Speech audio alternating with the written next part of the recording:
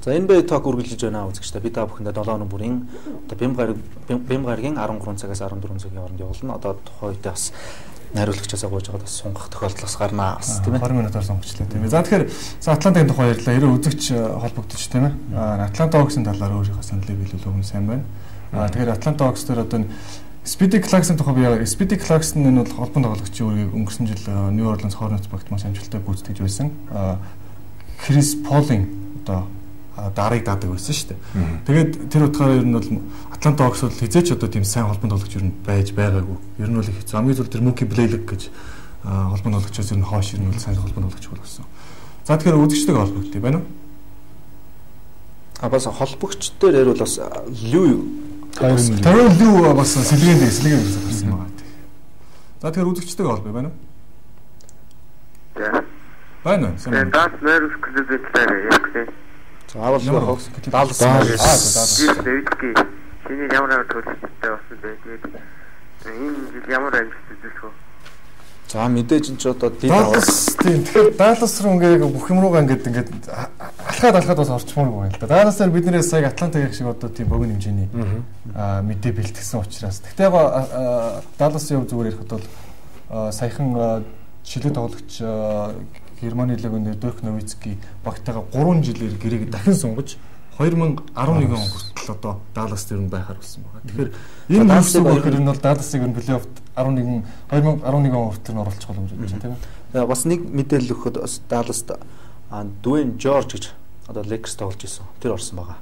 За бас энэ тухай мэдээллийг бас хойш таад би та бүхэнд өргөх болно. Одоо дараагийн одоо багийнхаа мэдээллийг Boston Celtics руу орох. За Boston Celtics явж байгаа. Тэгэхээр одоо Boston Celtics-ийн дүрсийг найруулагч бэлдээд өгөхгүй.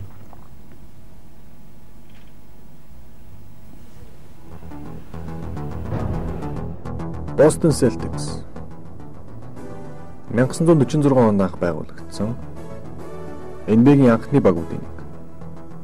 NBA-г хамгийн олон удаа буюу 16 удаа аваргалж байсан. Өнгөрсөн жилийн амжилт нь 33 хожил 49 хожигдолтой. Дорн бүлсийн 11-т шалгарч плей-оффт орж чадаагүй. Шинээр авсан тоглогчдыг танилцуулбал NBA-ийн драфтаас залуу тоглогч болох Rajon Rondo, Leon Powey, Alan Ray, мөн шинэ залуу тоглогч Kevin Pittsnogle нарыг авсан бол солилцоогоор Sebastian Telfair, Theo Ratliff нарыг Portland-аас авсан. Харин тэдний оронд драфтаас авсан Randy Foye, мөн хамгаалагч Dan Dickau, төвийн тоглогч Ralph LaFrance нарыг Portland-д өгсөн. Явсан тоглогчд гэвэл Dan Dickau, Ralph LaFrance нараас гадна Orion Greenтэй гэрээгээ цуцгалсан байна. Ерөнхий дасгалжуулагч Doc Rivers. Шинэ үйлрэлд гарч болох гарааны 5 тоглогчийг танилцуулбал холбон тоглогчор Sebastian Telfair, хамгаалагчаар Wally Szczerbiak, товтлогчор Paul Pierce, нөгөө товтлогчор Al Jefferson, төвийн тоглогчор Kendrick Perkins нар гарч магадгүй байна. Бус тоглогчдыг товчхон танилцуулбал Delonte West, Tony Allen, Ryan Gomez, Gerald Green, Dwayne Jones нар хэвээр байгаа бол шинээр орж ирэх ахмад тоглогч Brian Grant, Theo Ratliff нар хувь нэмэр оруулах нь магадгүй бизээ.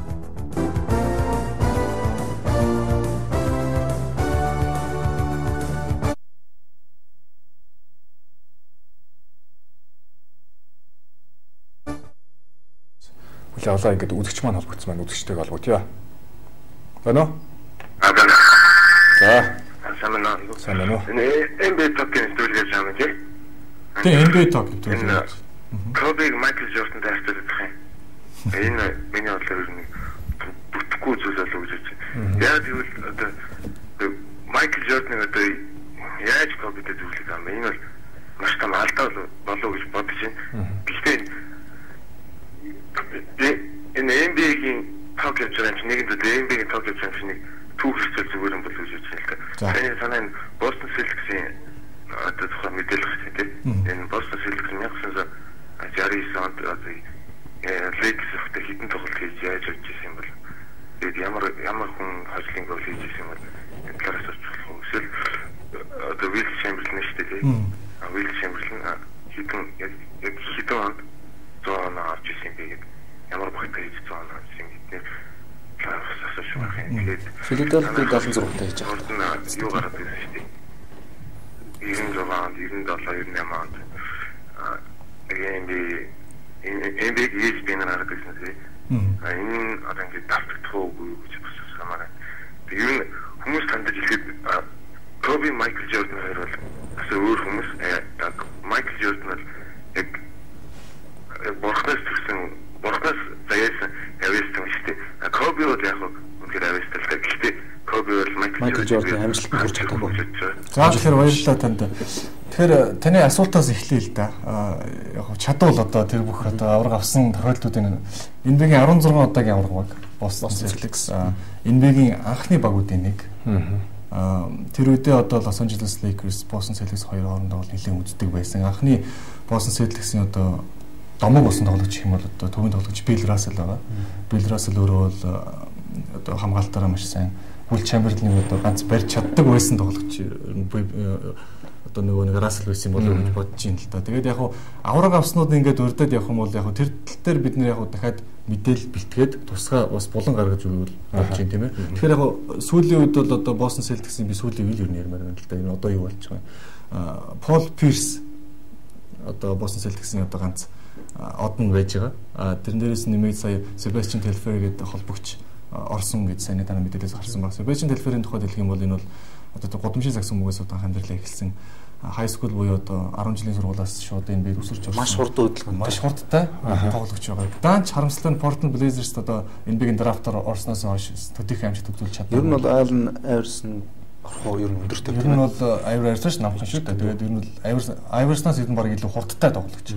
Тэрнэр бол ер нь нэг тоглолтод тэр 10 жилийнхаа үед юм да нэг тоглолтод ер нь баг 100 доноо авч ирсэн юм тийм одоо их одоо алдартай тоглогч байгаа л да. Тэгэхээр Boston Celtics эрхчил плей-оффт орж чадах уу гэж би бодож байна.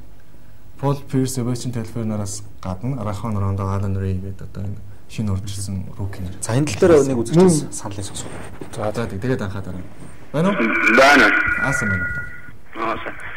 Нэг сайн нэг Jordan Kobe-ийг хацуулуулсан тийм. Кофений спортны асуудал жоох явах асуудал болчихлоо одоо. Том асуудал. Тэндээ жоохон юм хэлчихсэн. За тэгэл л. Тэгээ яг Jordan бол яг тухайн үед бол олон даавар болсон мэдээж үнэхээр тусгай тоглож байсан. Гэхдээ өнөөдрийн сагсан бөмбөгчдийн чадвар нь бол уучны бол мэдээж хамаагүй л сажиж байгаа шүү дээ. Тийм үү. Тэр үед бол оноо авалт ч юм уу ямар нэгэн байдлаар өнөөдөр бол Jordan бол Kobe бол үнэхээр багтсан шүү дээ. За тэгэл. За тэр Jordan бол Jordan. Kobe бол Kobe гэдэг хэдлийн сэдвийг орхийдэх үү. Kobe 81 он авахтаа ч гэсэн хэлж байсан шүү дээ, тийм ээ. Би бол Jordan биш ээ. Би Jordan бол Jordan, би бол өөрөөрөө баймаар юм гэж хэлсэн, тийм ээ. Тэгэхээр энэ тал дээр хэдүүлээ ер нь харьцуулах нь ер нь боломжгүй юм. Одоо өөрөөр үйлчлэлийн баг хурал дээр хэлжсэн, тийм. Хэвлийн баг хурал дээр ч Kobe өөрөө бол хэлжсэн шүү дээ. Тэгээд тэрнээс болж одоо ноён 81 гэсэн оч. Mr 81 гэсэн оч хэлж байна. Тэгэхээр энэ асуудал хэдлээ орхиод Бостон руу буцаад харъя. Бостон руу нормоор. За тэгэхээр хэд орны дараа одоо нэвтрүүлгээ өргөжлүүлэх рекламын цаг болсон. За